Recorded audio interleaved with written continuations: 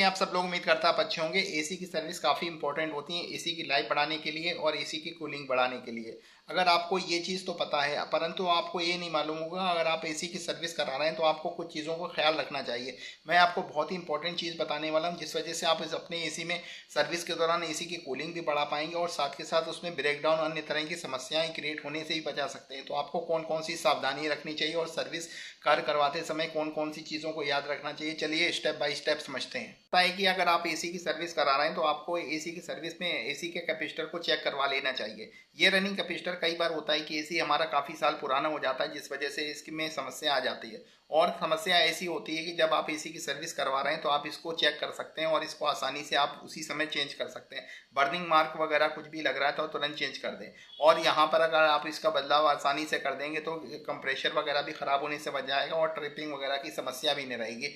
तो ये बहुत अच्छा समय होता है सर्विस कार्य के दौरान आपको कैपेसिटर को चेक करना। और कैपेसिटर को चेक करने के बाद कैपेसिटर में कोई भी लग रही है समस्या तो कैपेसिटर को चेंज कर देंगे। तो ये आपके कंप्रेशर की लाइफ को भी बढ़ाएगा और आपकी किसी भी तरह की अन्य तरह की ब्रेकडाउन की समस्या को भी ना होने देगा।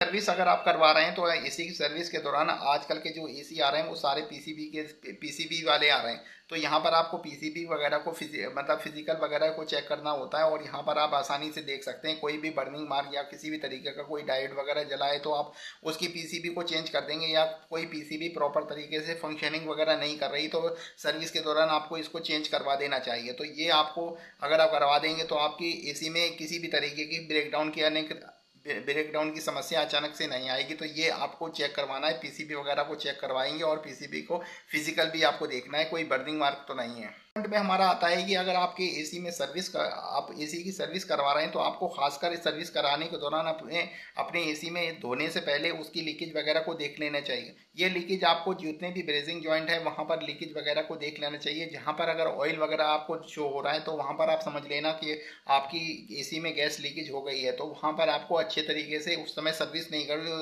करनी होती है। उस समय आपको प्रॉपर तरीके से उसकी लीकेज की जांच करनी होती है और उसकी लीक वगैरह के साथ गैस चार्जिंग करने से पहले आपको 24 घंटे या 48 घंटे का प्रेशर होल्ड करना चाहिए, जिससे आपकी लीकेज वगैरह की समस्या भविष्य में कभी नहीं आएगी। तो इस तरीके से आपको लीकेज जहाँ पर है उसमें प्रॉपर तरीके से प्रेशर वगैरह डलवा के और उसके उपरांत ही आप अपने एसी में गैस चार्जिंग करवाएं तो ये बेहतर है। इस दौरान आप जब भी आप सर्विस करवा लेंगे तो उससे पहले आपको एक चीज़ और करनी होती है जो चौथे पॉइंट में आता है कि आपको कंप्रेशर के एम्पियर को चेक करना है। कंप्रेशर का एम्पियर चेक करने का सबसे बड़ा फ़ायदा ये होता है कि आपको ये चीज़ पता लग जाती है कि आपके एसी में किसी तरीके की लीकेज वगैरह तो नहीं है और कहीं कंप्रेशर वगैरह आपका ज़्यादा लोड वगैरह तो नहीं ले रहा है। और आपको सर्विस होने से पहले और सर्विस होने के बाद दोनों ही कंडीशन में एम्पियर को चेक करना चाहिए। और सर्विस के दौरान सर्विस के बाद जब आप चेक करेंगे तो उस समय आपका कहीं ना कहीं लोड कम हो जाएगा, क्योंकि आपके कंडेंसर कॉइल और एवेपोरेटर कॉइल अच्छे तरीके से क्लीन हो जाती है। तो आपको एम्पियर वगैरह को भी मेज़र करना है और एम्पियर वगैरह को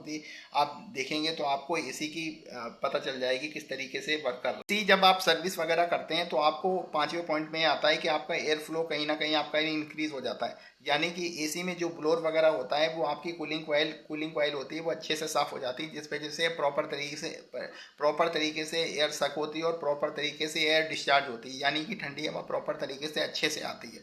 तो ब्लोअर वगैरह में कई बार धूल मिट्टी वगैरह जम जाती है तो यहाँ पर ब्रश वगैरह से क्लीनिंग वगैरह करवानी है और अच्छी तरीके से ब्लोअर की जांच करवानी है और ब्लोअर वगैरह का एयर फ्लो भी मेजर करना है। यानी कि बिफोर पहले चेक करना है सर्विस से पहले और सर्विस के बाद देखना है कि उसमें कितना इंप्रूवमेंट हुआ है। तो ये आपको चीज़ चेक करनी है।